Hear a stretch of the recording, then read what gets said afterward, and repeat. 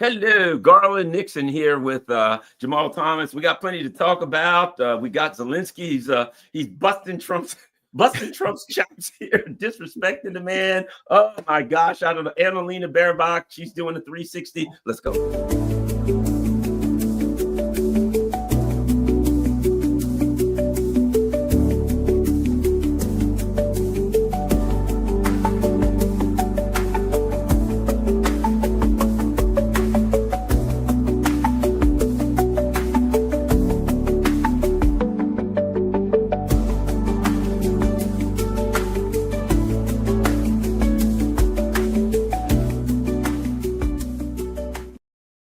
Well, it appears to me that Annalena Baerbock, the lovely and not very bright foreign policy leader of the foreign minister of Germany, has stepped up to the plate. And once and for all, I think she's going to put Donald Trump in her place. Here's what she said. No one can decide about war and peace for the Ukrainians or us Europeans. And this is the clear German stance. We're increasing pressure on the Americans, so they know they have a lot to lose if they don't stand on the side of Europe's liberal democracies. Woo-hoo-hoo. So look, we started out with Vladimir Zelensky. He's finally told Trump once and for all, I'm tired of putting up with your crap and you better start listening to me. And now Annalena Baerbock says the Germans telling Trump, hey, you better cool off, buddy. I don't think you understand who's in charge here. Gee, I don't know. Let me just throw this at you, Jamarl. If we're honest about it, regardless of what you think of Trump, over the last 10 years, like people like Marco Rubio, I could name names, Lindsey Graham, all these people have rhetorically attacked Trump. It didn't work out for any. It has never worked out for any of them. So, you get around rolling around in the mud with Trump in some rhetorical battle with Trump. I mean, that's where he lives. That's what he does. The man's from Queens. You know what I mean? He loves a good back alley street fight. Now, Annalena Baerbock, what the hell's up? You've been to Europe. What the hell's up with these Europeans? Are they out of their minds? Jamarl Thomas. You're absolutely right. It is the most adorable thing in the world that Annalena Baerbock believes that she has any leverage at all. The U.S. is still like 50,000 troops is still in Germany at this very moment. And the idea that Germany is going to put a pressure on America for anything is laughable. It's all laughable. When America pulls out, it stops. They need to come to Jesus on that point. They need to let that settle. When America pulls out, it stops. The entire Ukraine project was effectively an American project. We had forces. We were training people and everything up until the point where the war started. Understand, there were agreements. Those agreements were supposed to be to prevent and stop a war. The war that's taking place now. Russia attended to the agreements. Ukraine did not. In fact, not just did not. Angela Merkel came out and even said so. Basically, we lied to Putin. We had no intention of doing these agreements and this deal. I guess I'm pointing out that the war shouldn't have started. It is atrocious that all of these people are losing their lives in this way. And so whatever you want to think of Trump, the fact that he's ending it is a positive thing. It is bizarre that Europe is so on board for this forever war that they are losing. They don't even seem to accommodate reality. They are losing a war. NATO has just gotten crushed. Trump, looking at this clearly, is like, I'm pulling out. Europe needs to get on board. I don't care what Annalena Baerbock says. The reality of it is, the moment that America pulls out, this war is over. We've all in life at some point in life, you had a car, right? And, it needed tires, you put that in. It was an old used car, you kept it going, and then it needed a thermostat. And then next thing you know, something else had a leak. And after a while, you realize, man, I could be paying a car payment on another car for what I'm putting. I'm throwing good money for bad.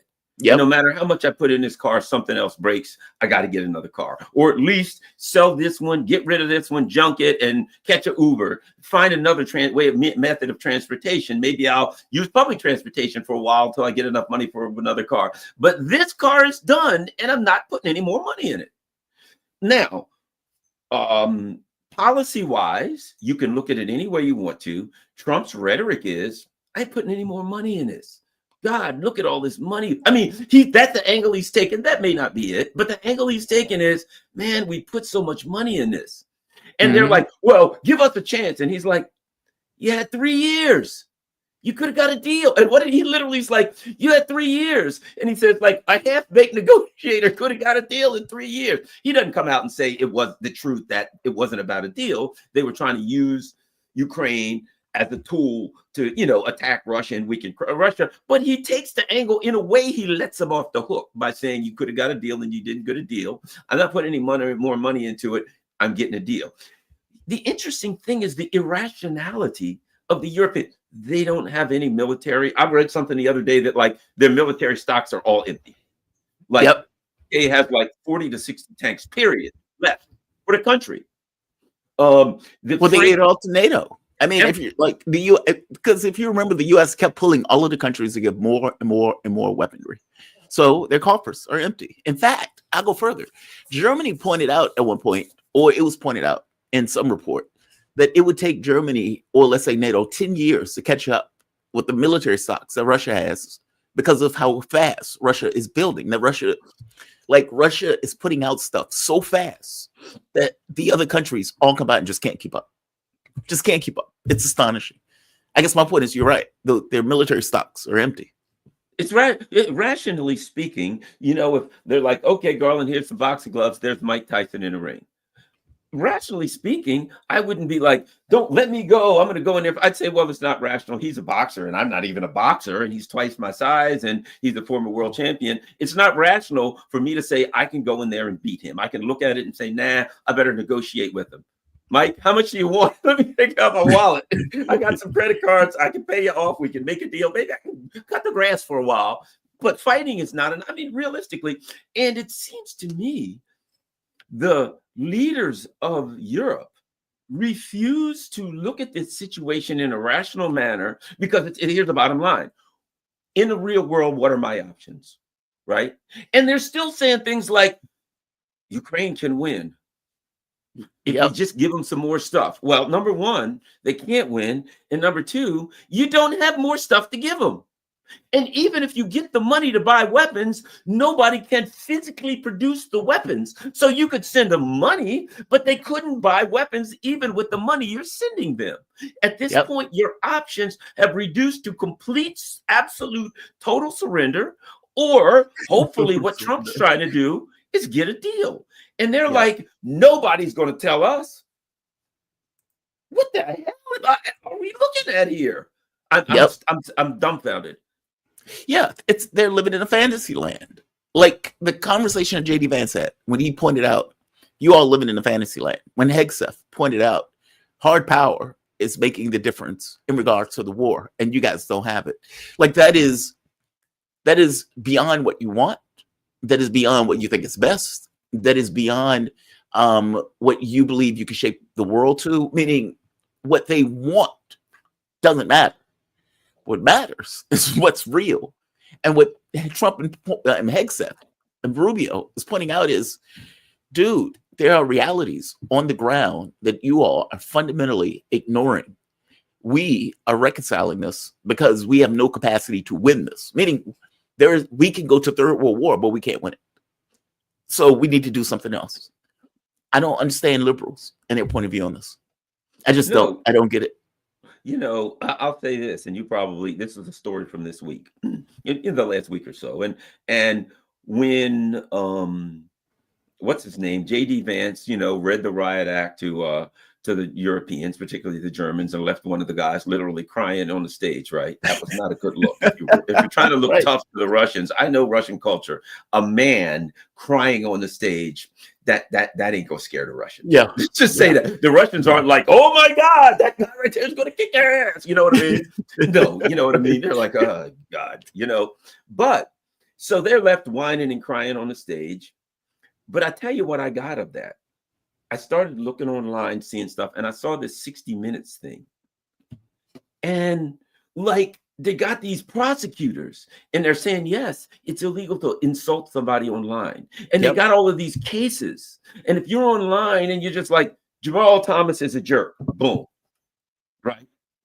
And okay, so what? Jamarl Thomas doesn't give a shit if 100 people online call him a jerk or a Russian bot or whatever. Go have at it, right? But in Germany, they file a complaint.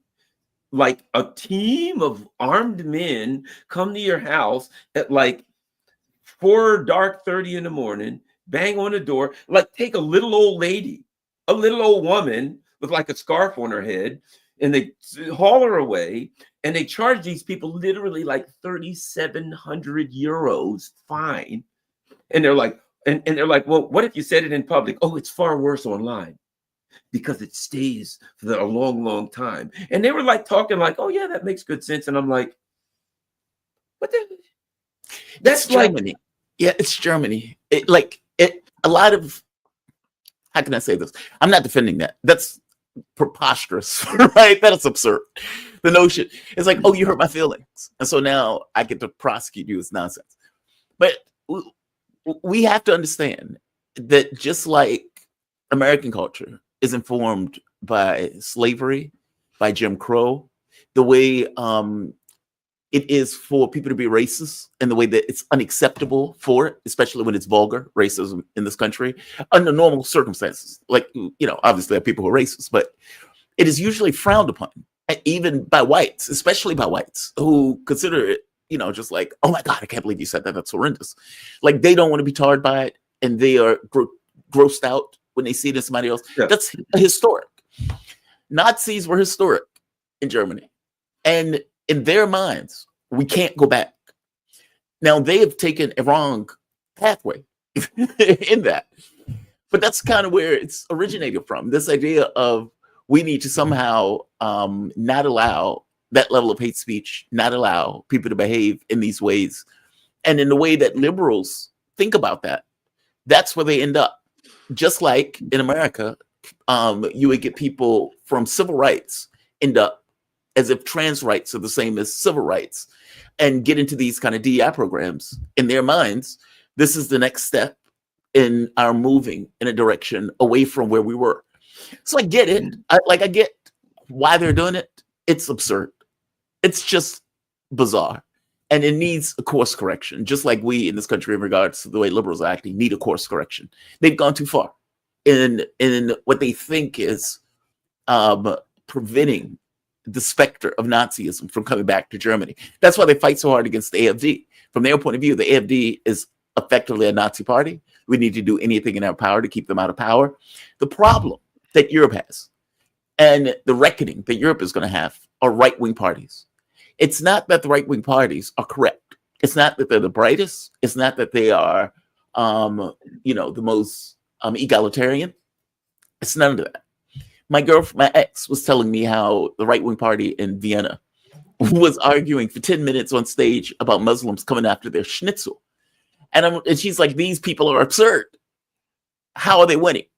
And as I pointed out to her, that same guy who is arguing about Muslims coming after schnitzel also point out, why are we spending this much money on war? Why are we not taking the energy resources? Why is our government getting us closer to joining in with these European idiots on this issue of going after Russia? It is not in our best interest. Meaning the same guy that is talking about schnitzel for 10 minutes and the Muslims coming after their schnitzel is also the same guy that came to the conclusion, hey, maybe we need to pay more attention to what is in the best interest of Austria. It's that. Meaning the public would accept this nonsense about schnitzel if indeed he is saying stuff that is going to affect their pocketbooks and their wallets in a positive way. Same thing is true for Germany for the AfD. Same thing is true of France in regards to Marie Le Pen. Same thing is true in all of these countries where you have a right wing that are a bit nutty, but hit upon the correct message of wallets, pocketbooks, and the best interests in a way that liberals are not. Liberals are in a fantasy land, and it requires a correction. It's that. And so, the thing with Germany is absurd. Like the idea that your feelings are so hurt that the cops need to get involved. People's feeling gets hurt online. It's life. You can't put up guardrails. It just is what it is, what it is. Yeah, somebody may say something to me that hurts my feelings. Boo-hoo me. And I'm not putting it lightly. I'm just saying it is absurd that this is not a baby pen. We're adults. This is just kind of part of life that you accept. You don't lock people up. The other thing I think that has to be taken into account is that the liberals are struggling. The liberal class now is struggling with the contradictions of their own actions. And here's what I mean. Let me give you an example. The Greens and all these CDUs and all are saying, okay, the AFD are a bunch of Nazis and we can't go back to our Nazi heritage. That would be a terrible course for the U.S. The U.S. People, the liberals, Elon Musk is a Nazi and we're Trump's and everybody's a Nazi. And people like us are going, what about the Azov Battalion? You have spent the last 3.5 years sending money to guys who are goose stepping around screaming "Sieg Heil" with friggin' Hitler tattoos all over them, telling us that's okay because they're fighting the Russians. You bring this guy named Yaroslav Hoka into the Canadian Parliament, a guy who literally fought with the SS, and you give him a standing ovation and then try to pretend as though you didn't know who he was. Like, oh, really? We're supposed to be stupid, right? And then afterwards, they're what? Well, at least he was fighting the Russians. Yeah, but the Russians were on our side at that time. Yes. So technically, he was fighting against us too. Oh, yeah. So that other contradiction and the other part of it is just like the liberals here. Oh, yes, Trump's terrible and evil, and we've got to save you from Trump. And we're like, you killed like 20,000 children and ripped them apart in Gaza. You bombed and slaughtered and murdered men, women, and children.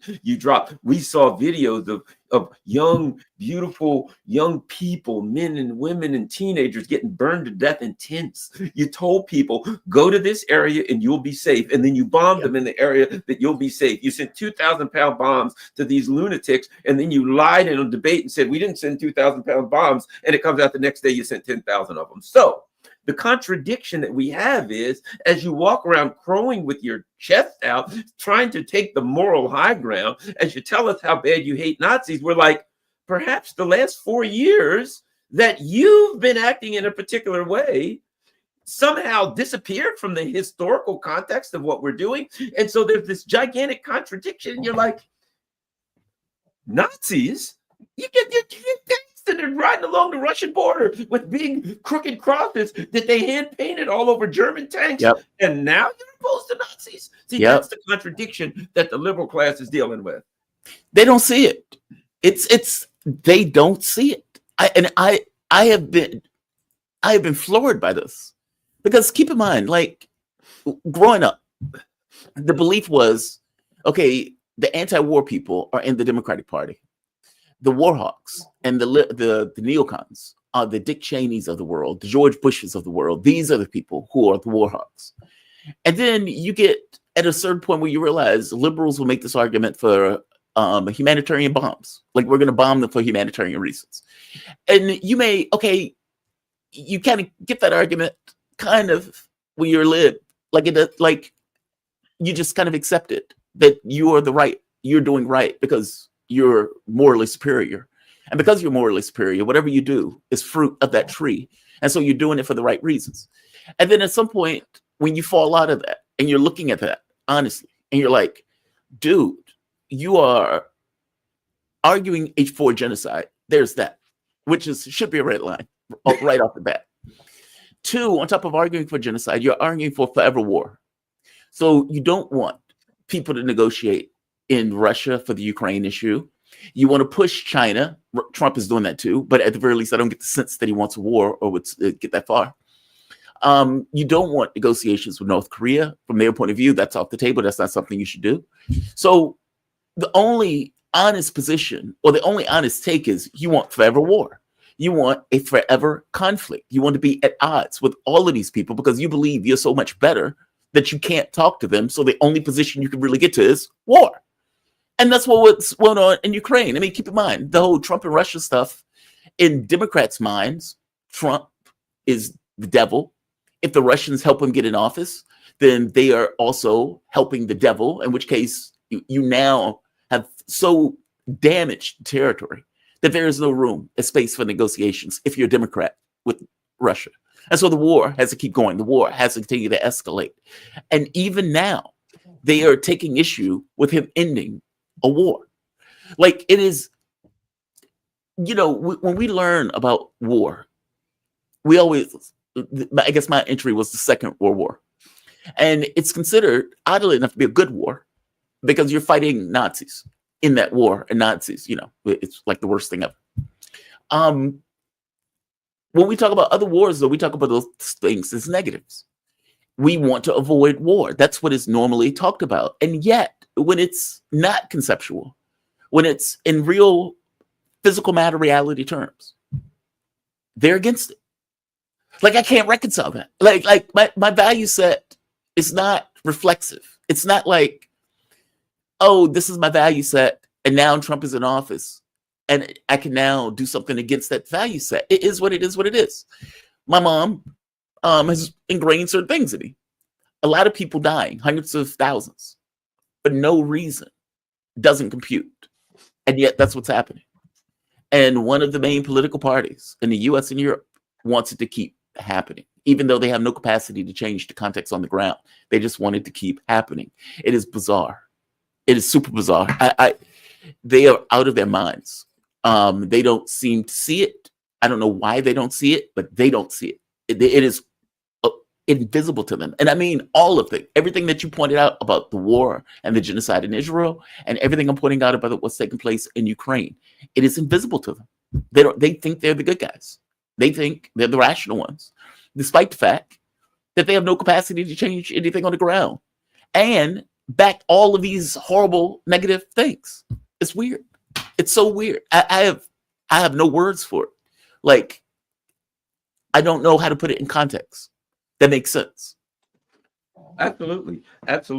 And I always like to try to go. By the way, Donald Trump and his team has been putting a knife in Zelensky all week. And it's bubbling up to the rare earth minerals. The reason this is so fascinating is because what's been exposed is that Zelensky lied to Trump. And he lied to him in the very specific way that you don't lie to the Godfather about money and resources. Zelensky piqued Trump's interest with rare earth minerals, saying, we have hundreds of billions of dollars of it. We'll give them to you. Here's my victory plan. If you back my victory plan, you can get it. Trump's like, okay, that victory plan is nice. Where's the rare earth minerals? And come to find out, put the money in my hand, brother. Put the money in let me see the money. Come to find out they don't have them. Right. Bloomberg is reporting that Zelensky lied in order to pique Donald Trump's interest, but they don't have the rare earth minerals that Zelensky told Trump that they actually have. And so when they have this meeting that took place between Kellogg and Zelensky, America canceled the meeting. There's that. B, no negotiations were signed, because how can you sign it if you don't really have it? Trump is saying that they have been disrespectful, that they were being rude. You got Vance and what's his name? I think Rubio bashing Zelensky, saying, look, you've trashed America. You said bad things about America. That's unacceptable. And all week, Trump has been going after him, saying he only has a 4% approval rating. He'd lose any election that he runs in. We need elections in Ukraine. How are you? That's the other one. How are they bitching about elections? Like, that's the other thing that liberals are doing here. They're like, well, Russia wants elections in Ukraine, so we can't have elections. So if Russia wants elections in America, we can't have elections in America. That's nonsense. We had elections during the Civil War, for God's sake. So this idea that, well, we can't have elections in Ukraine because Zelensky has martial law, and the Russians, they want elections. And so if we have elections, we'd be given in to the Russians, see? So we can't have elections. It's like, okay, so how is it a democracy? How are you telling me that Zelensky has banned opposition parties, he's banned opposition media, and now he's effectively said no elections? And they're saying, but it's a democracy. We're fighting for democracy. What they know is that Zelensky is an impediment to peace. What they know is he is illegitimate, and Russia is not going to accept any documentation that he signs, because the moment that you do that, in a year or two, they're going to be like, well, Zelensky was illegitimate, so we don't have to adhere to the documentation. No, they want him gone. And at one point, they say he should go to France or somewhere, take his money and go to Oh, France. I got it right here. It says that Vladimir Zelensky should leave Ukraine immediately and move to France so as not to impede talks with Russia, a source close to U.S. President Donald Trump has said. Although a source familiar with the White House discussion told the New York Post that developments are nothing new. And they go on to say, according to the person close to Trump, the best case for Zelensky and the world is that he leaves to France immediately. To me, I'm not disrespecting Trump and call him a mob figure. I just jokingly, but I mean, look, if like one of the made men, let's say you disrespected the boss or something, and one of the made men language, ain't it? It's like, yeah, Jamarl, he likes you. He knows the wife and kids. He doesn't want them to be orphans. He doesn't want your wife to be upset with him. He's broken bread with your family. Your father was a very close man. The best bet for you right now is to leave New York. Go out to the West Coast for a while. That's not a threat, by the way. I just want the best for you. I just want you to be healthy. I just want you to have a long life.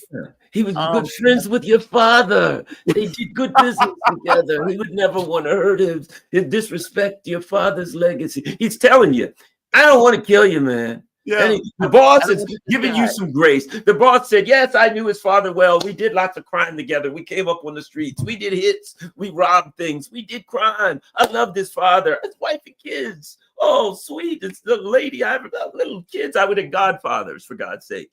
It's a mob. I'm going to give this guy. Language. Oh, it's mob language. I'm going to give this guy an opportunity right now. Listen to me. Go away. Yeah, if that doesn't. Now it's implicit. There is something implicit. If they were to say, "Do you remember that guy named Diem in North Korea? I mean, and what was it in South Vietnam? You know, he was the South Vietnam. He was a puppet. Things got a little difficult. Didn't work out. Him and his brother both. Things went bad for him. There have been. I mean, this guy needs to look at some history. If you're a puppet for the United States government and things don't work out for you, at some point, you become expendable. Maybe you know too much. Your plane goes down in a remote mountainous area where they can't get to the fuselage to see to recover anything. So I'm just thinking perhaps it's best for him. Doesn't it sound like Zelensky should go to France? Yeah. It's mob language, right? It's like, I'm not going to say it directly, but I'm going to make sure you get my point. And, with the reporting on Zelensky coming out of the West is like, he was messianic. He was delusional. I've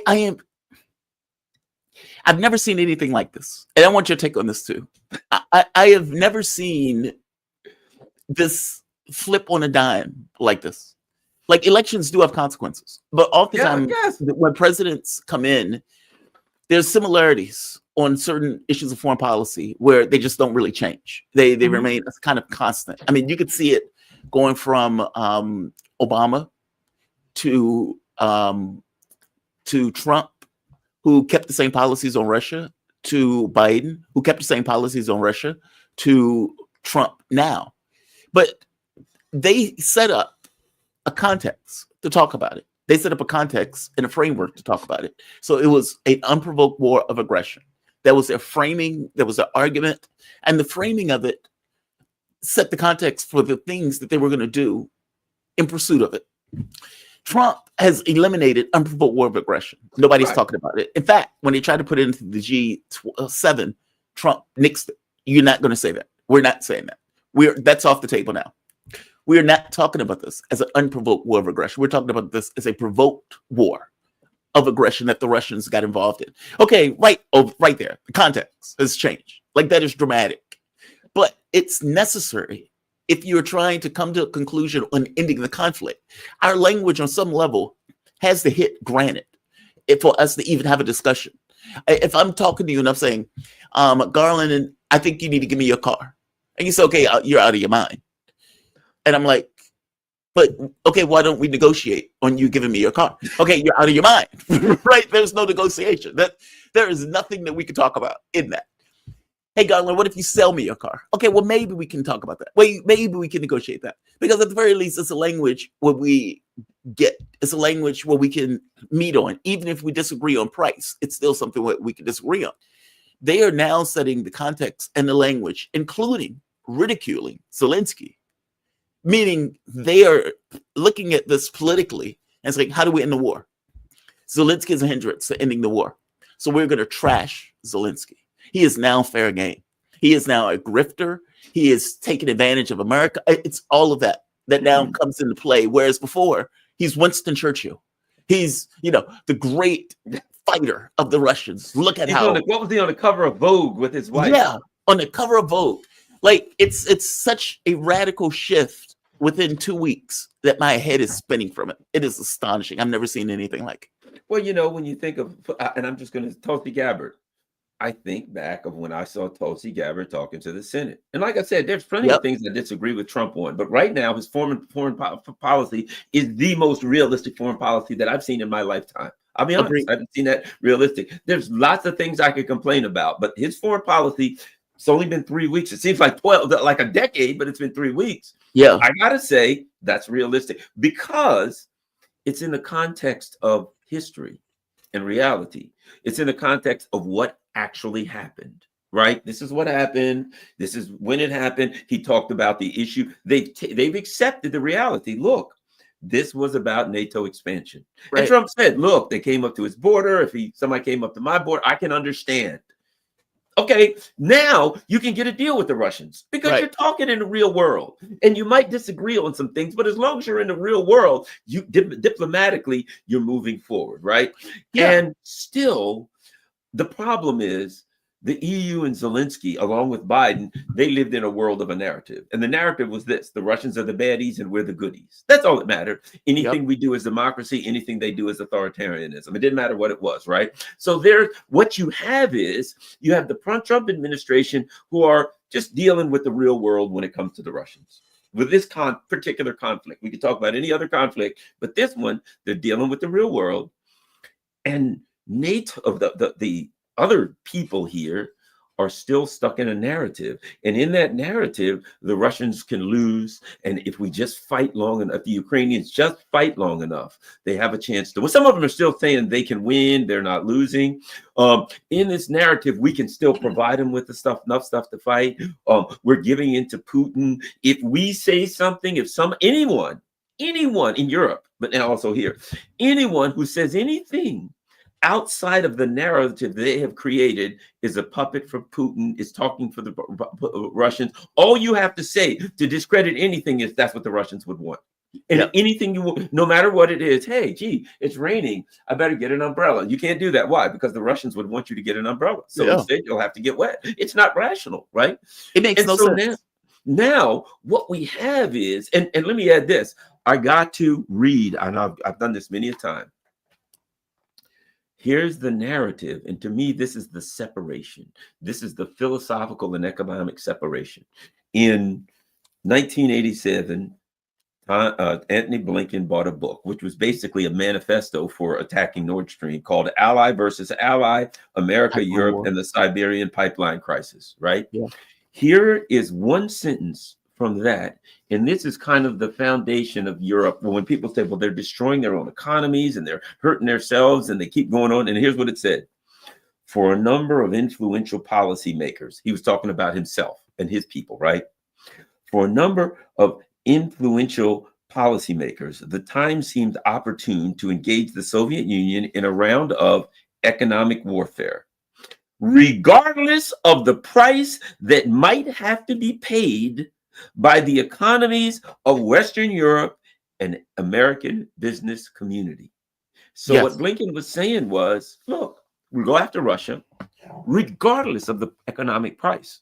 That is exactly what Biden and the neocons in Europe did. We're going after Russia. We don't care about the price of economic price for the American and European business community. That's the paradigm that they're existing in.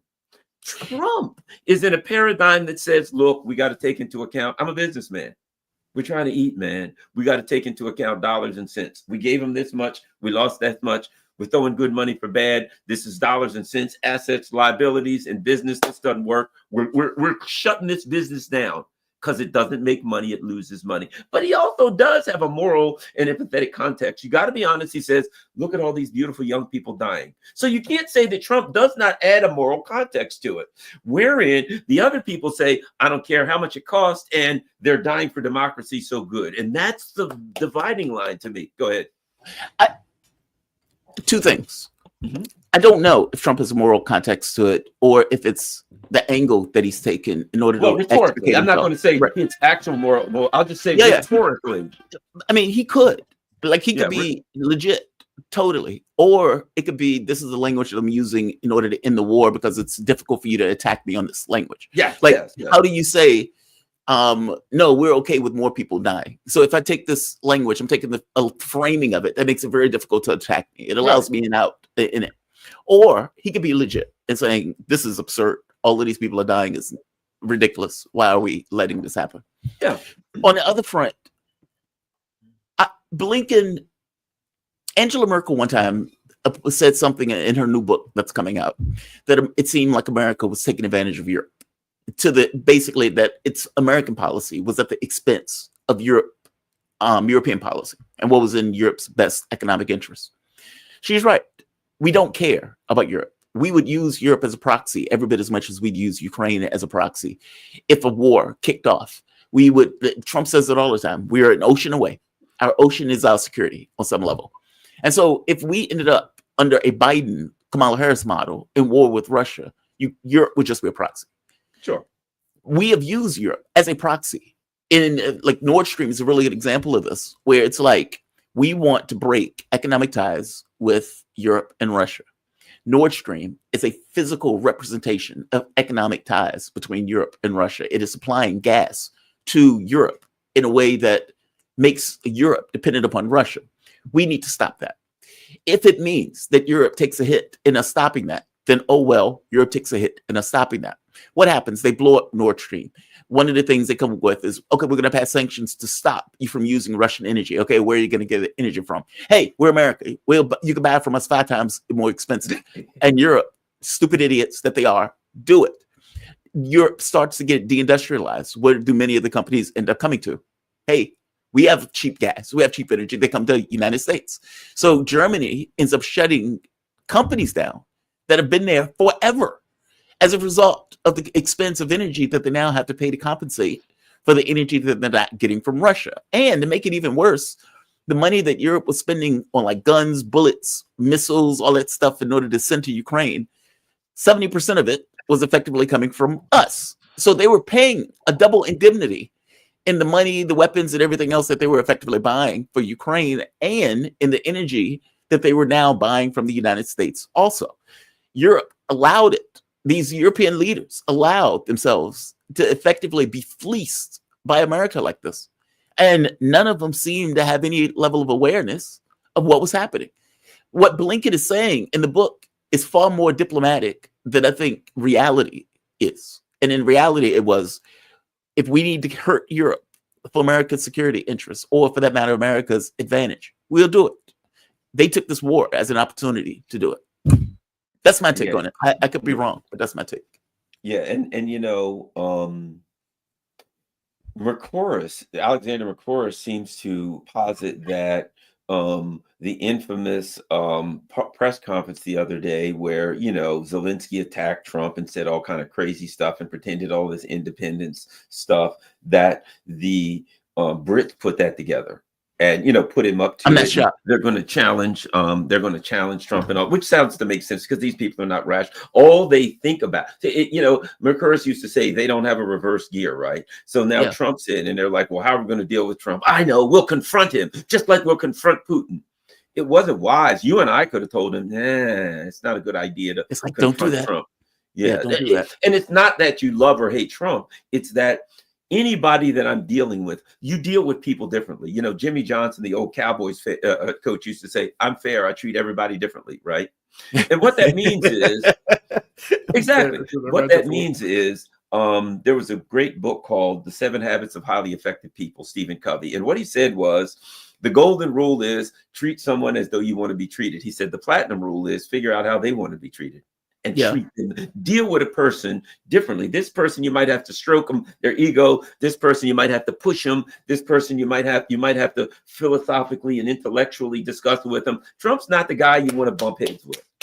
You want to stroke his ego a little bit. You want to make him think he came up with the idea and tell him how smart he is when he gives you the idea. You know what I mean? You got to deal with it. Especially if you have no power. Especially if you have no power. Yeah. Like right now, what leverage does Europe have?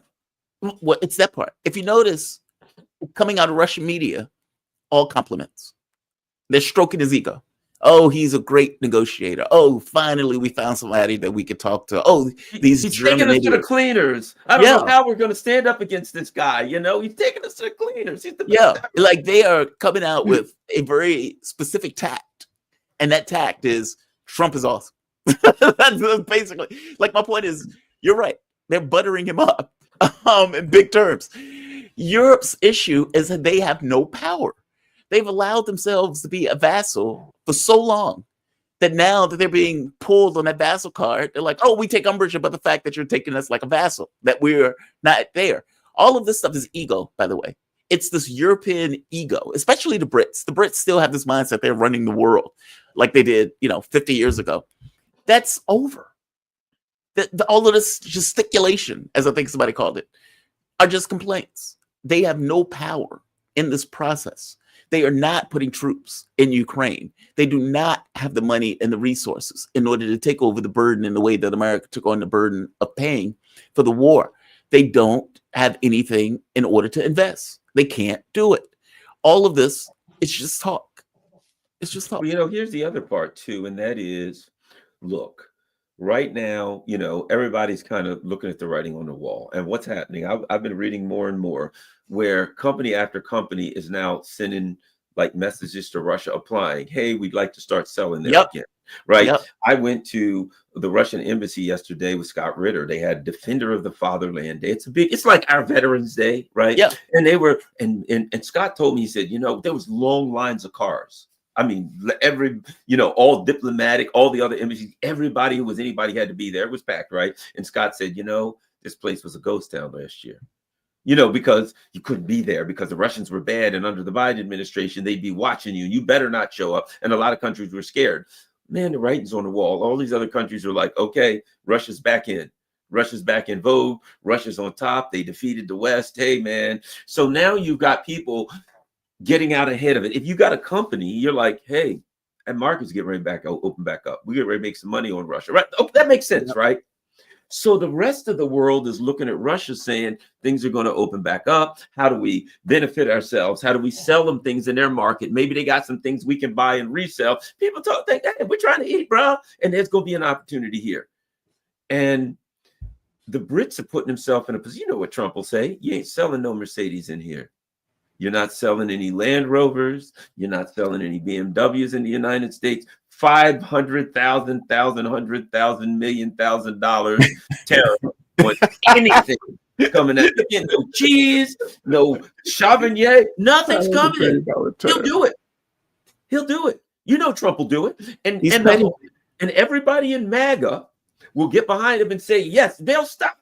We ain't buying Mercedes anymore. We're going to buy a Russian, whatever the hell car they sell now. We'll buy a Russian car first. So they're setting themselves up while the rest of the world is getting ahead of things.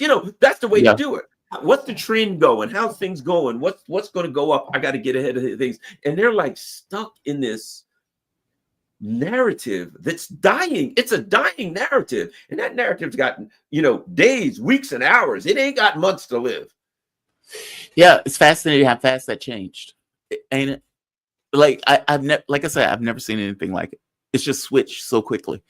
I'm glad he's ending the war. I'm glad that we're normalizing relations. I want world peace. And I know that sounds naive, but it's true. Sure. That's what I want.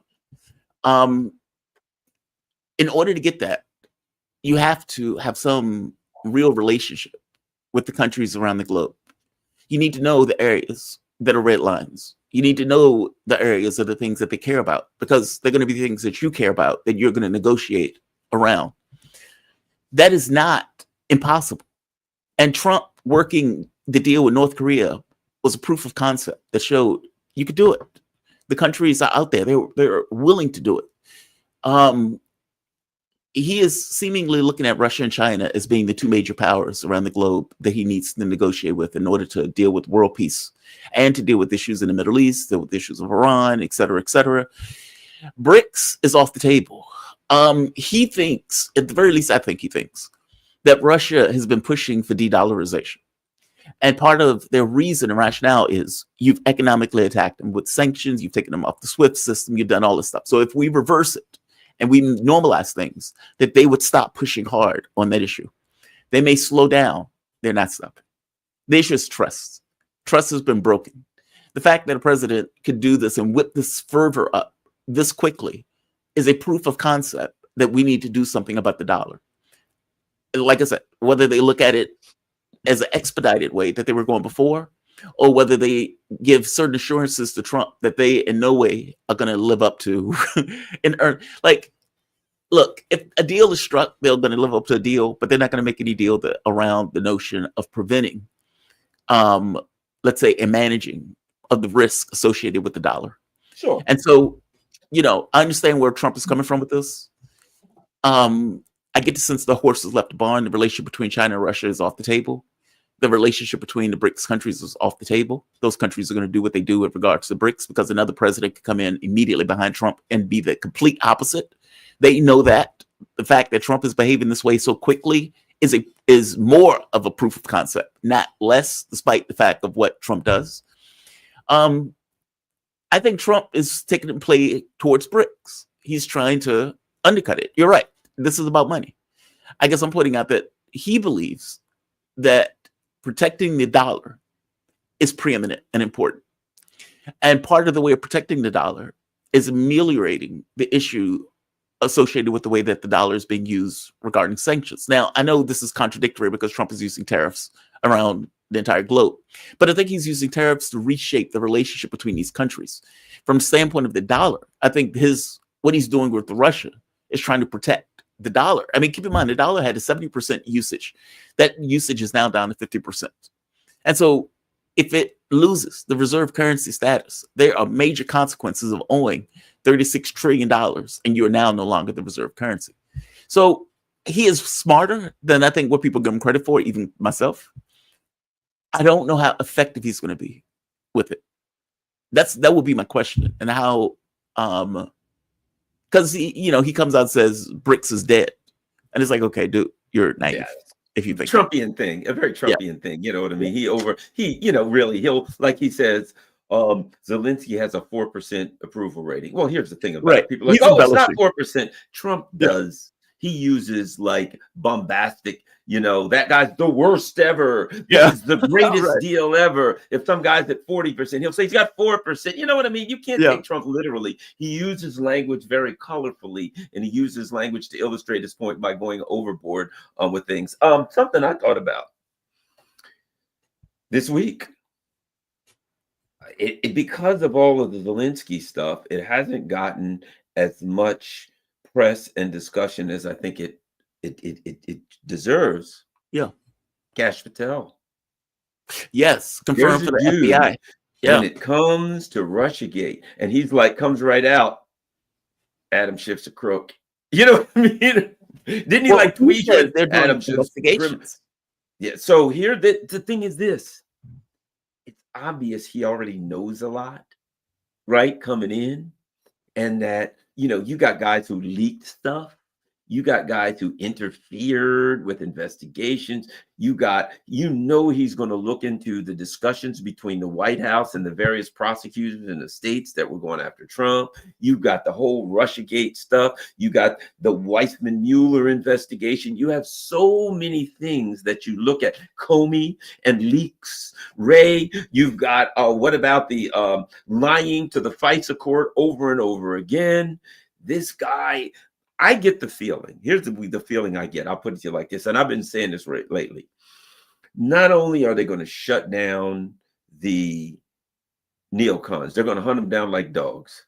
They're going to hunt them down with bloodhounds, every last one of them, all 51 of the intelligence agents. They're going to grab those guys. They're going to charge them with everything they got. They're going to squeeze them. John Bolton, apparently, he put classified material in his book. They're going to charge him for that. They're going after these people mercilessly.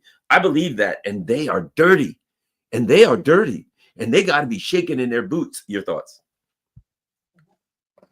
Yes. I mean, look, Russiagate, it is one of the biggest psyops that has ever taken place on American soil. I mean, you effectively had Hillary Clinton screaming at the top of her lungs that Trump was working with the Russians, and that's the reason that Trump was elected. Understand, under normal circumstances, people are very dicey in going after elections. Like it is a third rail. Our elections define but the legitimacy of the leadership. If the leadership is no longer legitimate, then we no longer have a government. You're going to get people all over the place in regards to who they think is actual in charge. That question of leadership, that question of legitimacy of leadership is built into the bricks of us having a country. And so anybody challenging that in a way, either directly or indirectly, is hitting a third rail. Clinton went after it indirectly, effectively saying that Trump was working with the Russians. Then they get opposition research. They stovepipe it into the FBI as if the opposition research is a real thing, as opposed to being just opposition research. They take this and try to take down the president and eliminate the president legally out of office, which ended up in all of these negotiations coming up with the Mueller report, in which case they said we can't make a link between Trump and the Russians. This went on for years. And it poisoned the well for any negotiation between Russia and the United States because the Democrats were howler monkeys about this very issue. It's not minor. It's not trivial.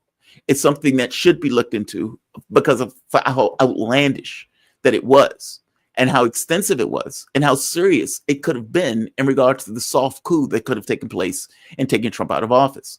Those are big deals. The same people that were looking into Hillary Clinton and gave her a pass were the same people that migrated onto Donald Trump's case in order to go after him. So if Kash Patel is looking into previous actions, Kash Patel is doing God's work because it wasn't a trivial thing that happened.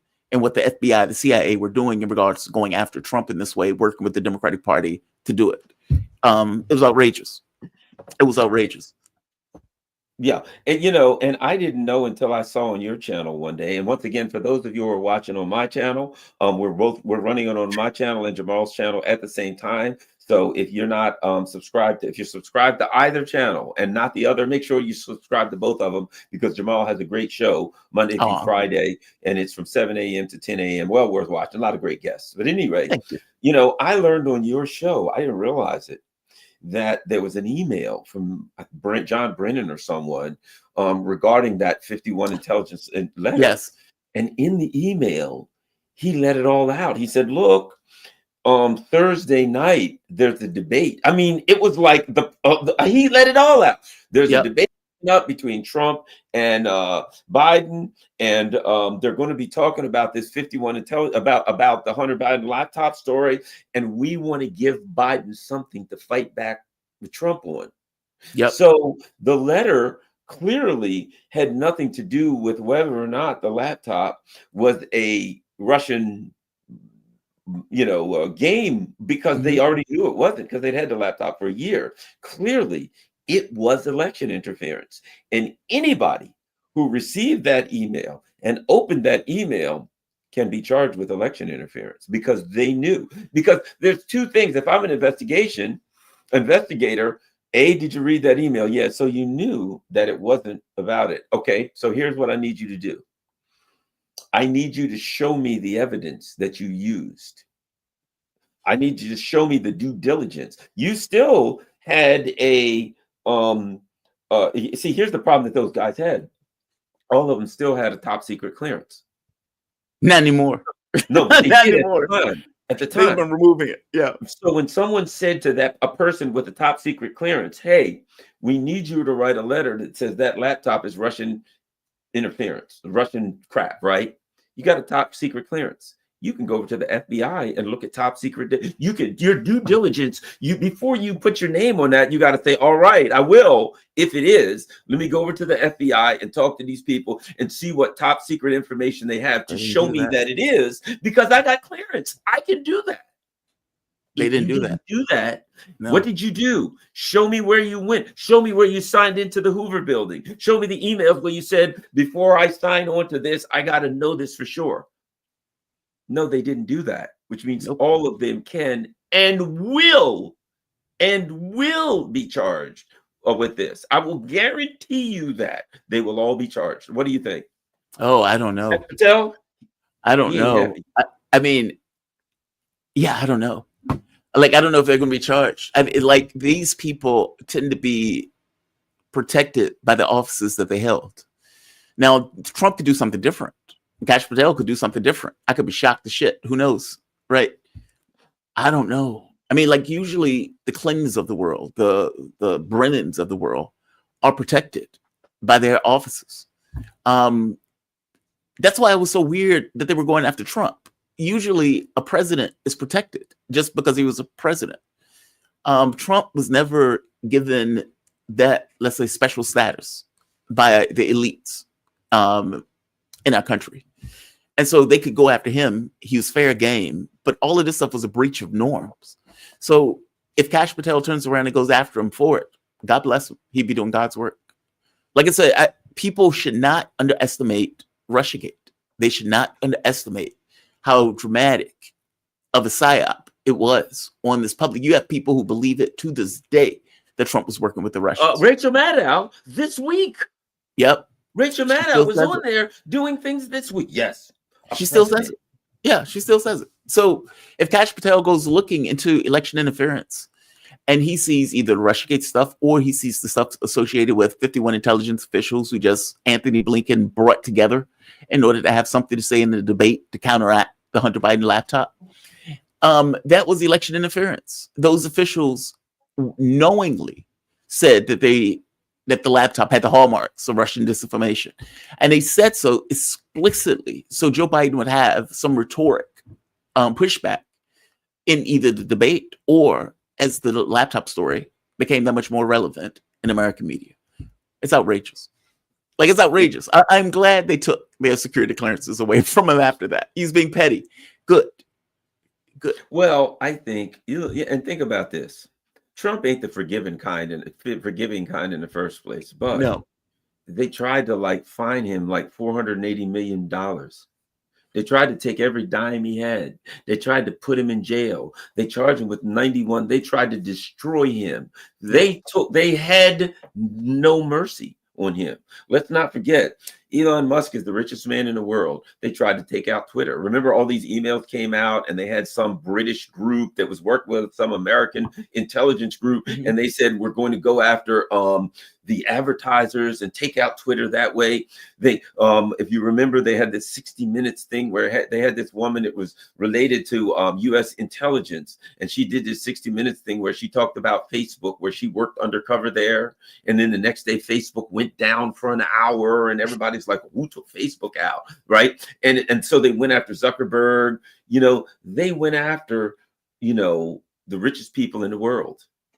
They went after Trump. This intelligence machine, this USAID machine, took on a life of its own. And the people who are the real, as I call them, the board of directors, the billionaires, the trillionaires of the world were like, you guys came after us. We own this whole thing. We wander around the treasury at will. You can't tell us. We can't go to the treasury. Yeah. We go any damn where we want to, anytime we want to. And there's nothing you can say about it. And you sick that dog on us. We're going to put the dog down. They're putting this dog down. This dog tried to bite his master. They're going to take the dog out back, and the dog ain't coming back in. And I think that's what we're looking at now. Yeah, we're taking them out back and shooting them. Look, I think two things are happening. I think in one sense, they're going to fleece America. They're going to try to gut services, all that stuff. In the same sense, though, I think they might have thought to themselves, Joe Biden has gone too far. Like, we're rich. We enjoy breathing this air because we're rich. If you are talking about a war, a nuclear war at that, that's too far. You've upset the apple cart. We've let you play for as long as you wanted to, but now you're interrupting our ability to make money on the international front, just from the geopolitical stage that they're creating. I mean, keep in mind, these people are globalists. And, when they talk about Joe Biden being controlled by the rich, as I always point out, Joe Biden has an ideology. So regardless of this capitalistic ideology, there is an ideology of world control that is built into Europe and built into America in the way that they look at the world and the way they frame the world.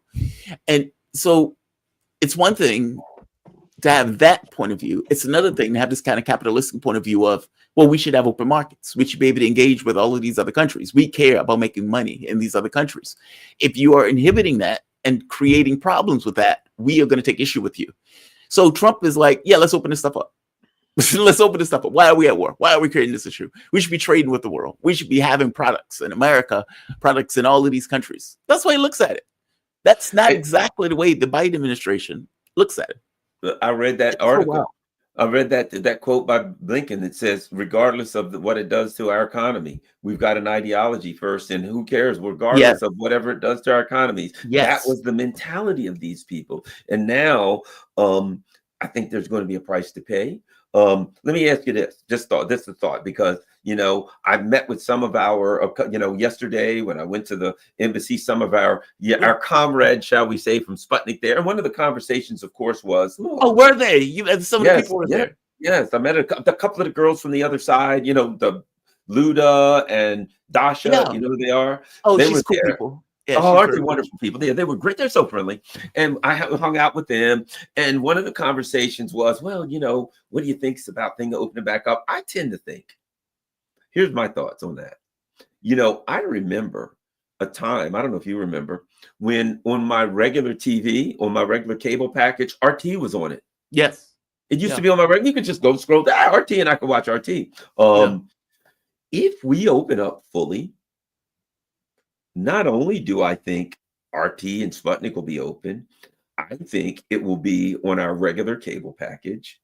I think people like us will be back on Sputnik and RT, interviewed. And I think on your regular cable package, you'll have it. And you know what?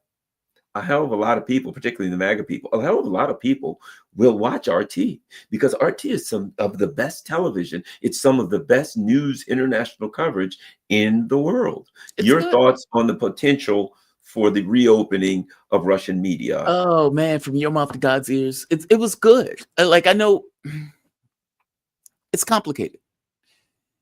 I loved working on Sputnik. It was the best job I've ever had. And I felt like that I was self-actualized. Like, meaning it felt like, okay, you're supposed to be doing this. This is correct. Yeah. I hated the stigma associated with it, because my feeling was, for one, we were better. We were more accurate. We hit the stories more right without this kind of American spin associated with it. But we never got credit for it, because it's like, oh, well, you work at Sputnik. It's like, yeah, but we're getting the story right. You guys are getting it wrong. That is the most aggravating aspect of working at the company. It's like, we are hitting this correctly. Our view of this is more right than yours. It's like, yeah, but you're working at Sputnik. So what? We are working. It's like you are working at an American television station talking about a Russian war. Why would you be more accurate than us, who are focused on it constantly every day? We were getting it more right. And yet you never got credit for it. I hated that. God, I hated that. Will it be on TV? I would love for it to be back and be back on TV. I would love for it. I used to enjoy the Sputnik radio station in DC when I lived in DC. I thought it was fascinating to have this kind of conversations about things that are taking place in other parts of the world. But keep in mind, I love to travel. I love all this stuff anyway. Right. It's just a point of view. And it's like, just like American media has its point of view, it's framing. British media has its point of view, it's framing. Any random media is going to have a point of view and it's framing. This is no different. The catch becomes, is it correct? What does it line up to with reality? It's that part. The US government took issue with RT and Sputnik because we were contradicting their narratives on the war. It was just that. We were right. They were wrong. They lost. It is mind-blowing to me of how senseless the stuff is. So it's like, okay, so we lose our jobs for 5 months, 6 months, and then we may come back. But then you think to yourself, okay, but all of these people lost their jobs for nothing if they come back. Like, it's just God, man. From your mouth to God's ears. I just I think, well, if you think about it, because now Marco Rubio said, well, when we get a deal, like not if we get a deal, but when we get a deal, he said, when we get a deal, the West, he didn't say just us, is going to have to drop all sanctions, meaning we'll bully. And I think that meant we'll bully the EU. I mean, what is the EU really going to do? If Trump says, look, we're not going to deliver any LNG to you, right? We're not going to allow any cars. Huh? We're pulling the troops out of Europe. We're pulling our troops out. We're not going to allow any cars from Europe. We're not going to allow, and they start naming all the things from Europe, things from this company, that company. They pick all of the biggest companies that sell lots of stuff here. And the stuff that you absolutely have to have that we sell you. You're not getting into that. We can put the economic pressure on you. Realistically, let's be honest. The U.S. can put the economic pressure on Europe and force Europe into compliance. So that's going to happen. And not only that, as they start to lose elections and different things like that, it's going to happen. Okay. And one other thing, every 6 months, they got to revote their sanctions into place. And the U.S. can put the pressure on certain countries. They don't have to. Slovakia, Orban, some of these people, if Georgescu wins in Romania, these people ain't going to vote for it. And guess what? Italy's going to be the first one off that train. There's a lot of people that'll jump off the train, right? Greece, etc. Turkey, you name it, right? Well, Turkey's not in the EU, but you get my point. Yeah, because many of them don't want those sanctions. I mean, those sanctions are damaging Europe. So you're right. And at that point, think about this. All of the sanctions are gone. All of them. And they will be gone. At that point, I believe that for May 9th, which is Victory Day, I believe Trump wants to be in Moscow with his delegation. And I believe that Trump wants to be there with him and Putin and Xi. It makes sense. Trump loves that kind of pomp and circumstance. Yeah. If he does, and if they do that, every leader in the world will want to be there. Now, they won't get in the front. There'll be a small little front booth with those three, right? But the Saudi king will be there. They may bring him up front. He's a very important, but there'll be a select group of people up front. But Trump loves that kind of stuff, right? The power, the emperors of the world, right? And I think because Trump already said, I want a deal by Easter. That's what he said, April 20th. Yeah. Why would he want a deal by Easter? He wants to make his plans for May 9th to be in Moscow, and everybody's going to be in Moscow, and we're going to have a big celebration, and it's going to be victory for Trump too. Trump's going to claim a victory day because he says, hey man, victory for me, I brought peace. Look what I've done. See what I mean? Yeah. So I think that I think you're right on that. At that point, the sanctions are gone, and RT and Sputnik, I'm sure, why wouldn't they want to come back in here? And at that point, if the RT and Sputnik comes back, there's no sanctions anywhere. There's nothing.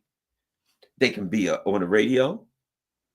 They can contact Verizon and Xfinity and all of these and say, hey, let's talk about negotiating to get you back on. And before you know it, they're there. And a lot of people will watch RT this time. One thing, there's nothing like depriving people of something.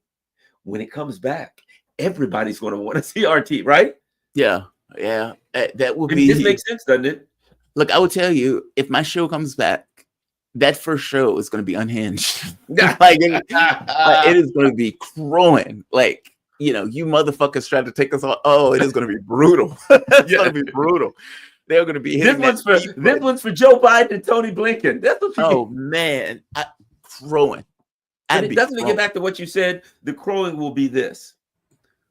For the last 4 or 5 years, however long we've been on there, 6, 7 years, however many, we took a position on these things, a moral position. But let me add this. You fired us. We had to do the best we could. We had to try to build something online. But we took the exact same positions. You can't say that we were taking those positions because we were paid by Russia. Because every single one of us, when we weren't on the air scrambling to make it, we took the exact same positions about the exact same things. Yes. That's our positions didn't change. The part of it that really puts us in a position to say, never ever doubt me again. You can disagree with me, but don't attack me for my position, because I took this position whether I was paid or not. Yep. Yeah, my position didn't change. Look, as I keep pointing out, I have a value set. That value set is not relative. It's not, oh, Trump is in, so my value set is this, or a Democrat is in my value. It is what it is. And to me, war is easy. No, we shouldn't be doing it. Like it's like that is, of all of the complexities of life, that one is a simple one to me. Is there a good reason for it? If there's not a good reason for it, no. Be a person. You don't need to get into these kind of weird arrangements where you're shooting people in the face over some kind of principle that doesn't make sense. That's the Ukraine war. And to me, that's easy. Like my positions were my positions. It had nothing to do with the station that I was on. If I was on CNN, it'd be the same. If I was on MSNBC, it'd be the same. It's not. I mean, look, I always, when I took the job, accepted. Like when I took the job, I didn't know what I was taking, to be bluntly honest. And I kind of took it with this idea of, okay, you always have the option of leaving if you need to. You have your channel, you can go back to it, you can figure it out.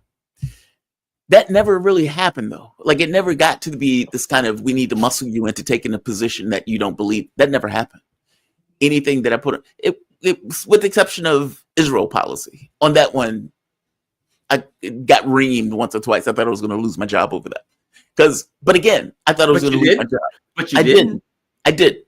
But my policy didn't change. That's my point. Like even when it was at risk, my position still didn't change. Most of the people, all of the people that I met at Sputnik were just Americans. And they just had a certain point of view. And that point of view was on the left and that point of view was on the right. But never was it, hey, we need you to say this. That never happened. Those people had principal positions that they ran with, whether I thought they were right or wrong. That's kind of my point. You were never really massaged. You were never really pushed. There was nothing. It was just give you a take. The only commonality that I think was with all of these people at the networks, they were anti-war. If any commonality was there, it was that, whether they were on the left or right.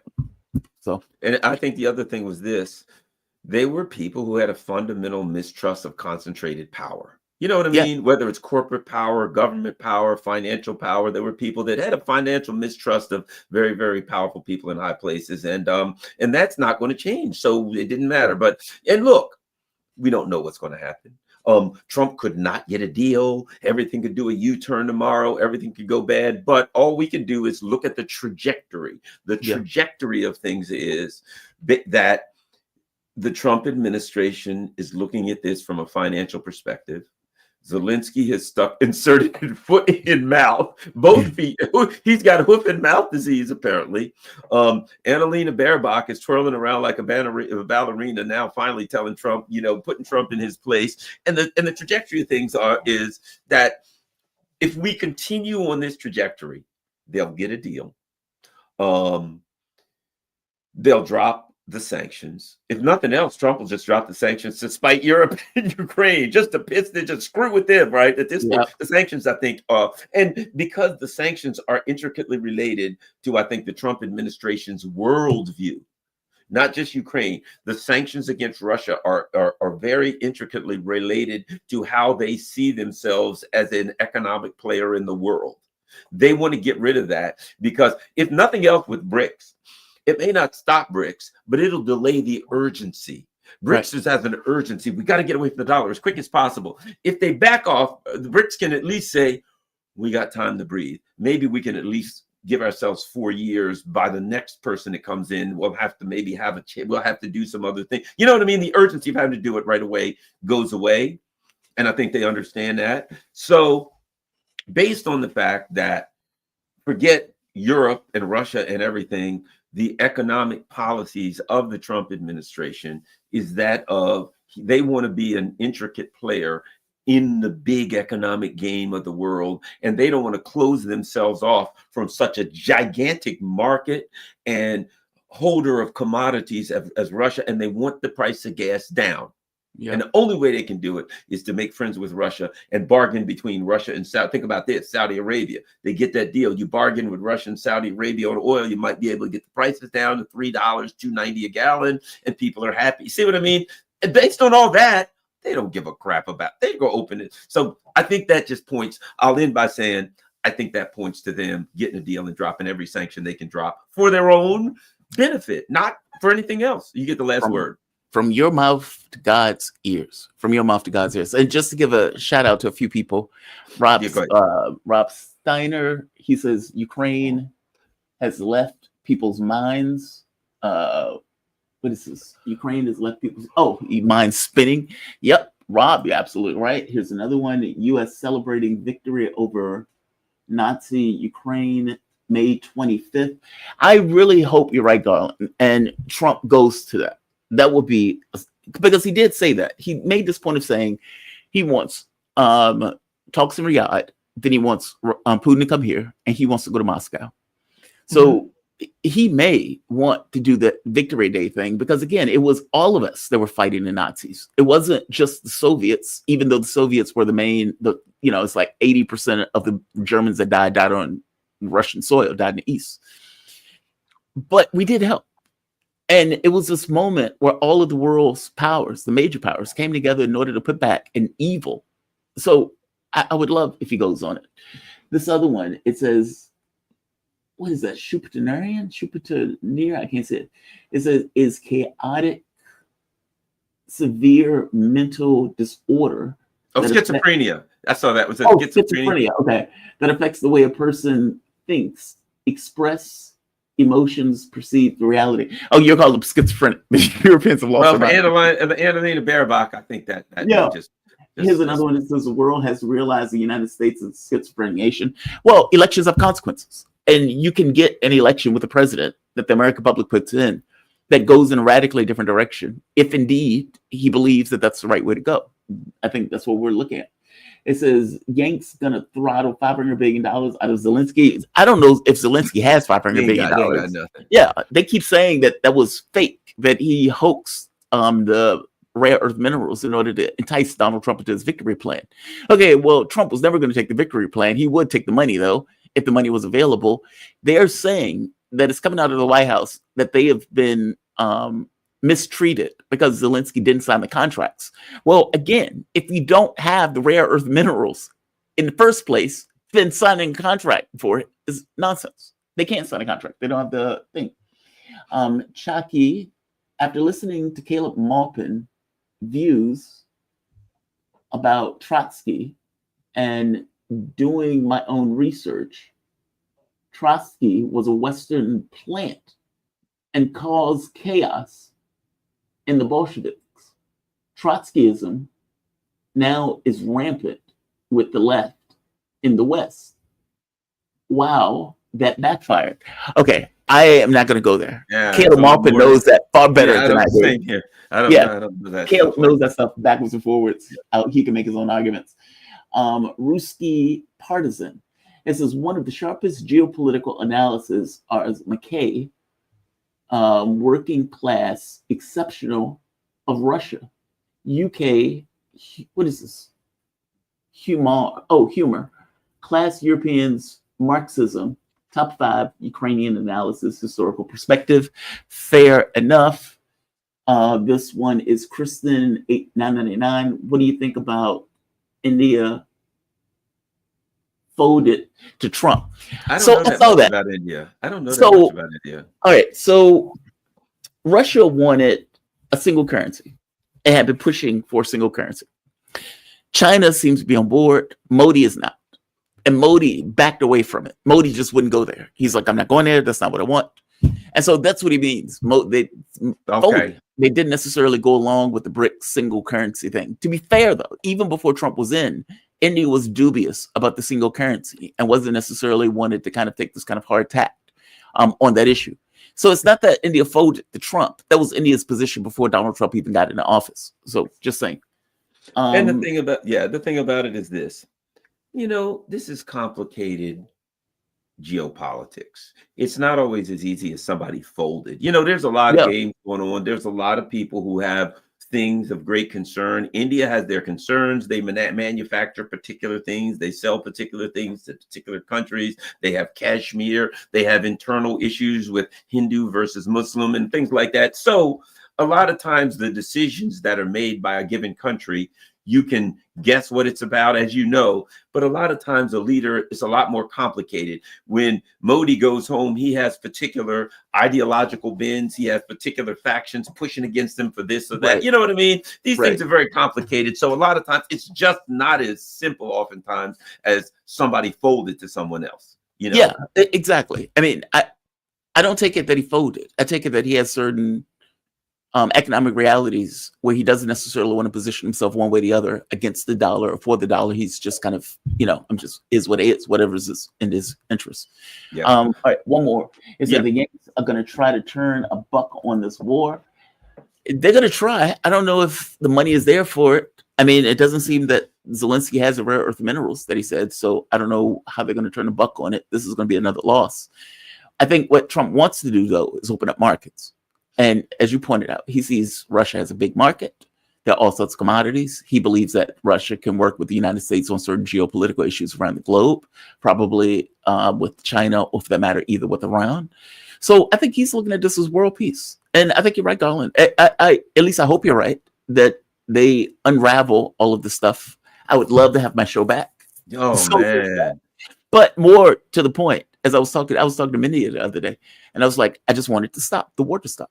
Like, even if I get nothing out of it, even if sanctions and everything else are not lifted entirely, and it's just hundreds of thousands of people have stopped losing their lives, I'll accept that too. I think Zelensky's big yap works well in our favor. I think he put this thing on the fast track. I really believe it. He's helping to he's our best friend. Right. He really is running his stinking fat pie hole. He's putting everything out. Annalena Baerbock, they're really a great help to us, to be quite frank. And I really mean that, because the more they push back against Trump and those people, it really, what it does is it gives them a free hand. Because now you see the whole MAGA universe turning like, you son of a bitch, Zelensky, how dare you go after Trump? And now you're giving him a free hand. Now Trump can just say, okay, that's it. We're out. I'm dropping all sanctions. I'm moving out. We're going to talk with Russia. Screw you. You're on your own. We're doing nothing for you. He could bomb. He could say, you know what? We're going to join the Russians and we're going to bomb the Ukrainians ourselves. And the MAGA people would be like, yay, bomb them now. He's an enemy. And I think now with Trump, with the deal to Trump, to me, is, look, it's getting to the point. It's like this. The Russians, well, we have some things we'd like to talk to you about. And like Trump's people are like, would you please take this damn Nazi infested crap hole off our hands? To anything. What do we have to do? Now they're going to be asking the other way around. What do we have to give you to take this off of our hands? Yeah. We had it. Yeah. The Russians will get anything they want. Anything they want to take them off their hand. I think that's about where we've from your mouth to God's ears. Man. We are now in the day of no longer months. It's days and weeks before this thing goes bad. All right, thanks a lot. Jamarl Thomas has a great channel. Don't forget, everybody, every morning from 7 to 10 a.m. I'm telling you, I watch it at the stuff every morning myself. Some of the same guests I have, some I don't. Great people from all over the world. Professor Mirande and people out of Arnold. What's the guy's name? Arnold something or other. Yeah, Arnold was good. He's great. Arnold good. He's in Moscow, isn't he? Yeah, he's in Moscow. He is in Moscow. So bottom line, he's got great guests, 7 to 10 a.m. If you're a member of this channel and you're not a member of his channel, you're missing out. Make sure you're a member of both channels, because you can get lots of good stuff and you'll always have good stuff to watch. Thanks a lot, everybody. We're out. Thanks, man. Oh, by the way, one other thing. Share this on all your social media platforms. You see all the stuff going across the bottom there. If you can donate, that would be great. I think, Jamarl, you have Patreon. What do you have where people can donate for you? Yeah, PayPal, Patreon. People can be members of the channel, join the Thomas family, super chat, super stickers. Those things are always helpful. They make the show or keep the content for what it is, and it pays for the content in real time. There you go. All right, and the same thing. You can be a member of this channel. You can join also. Thanks a lot. We're out.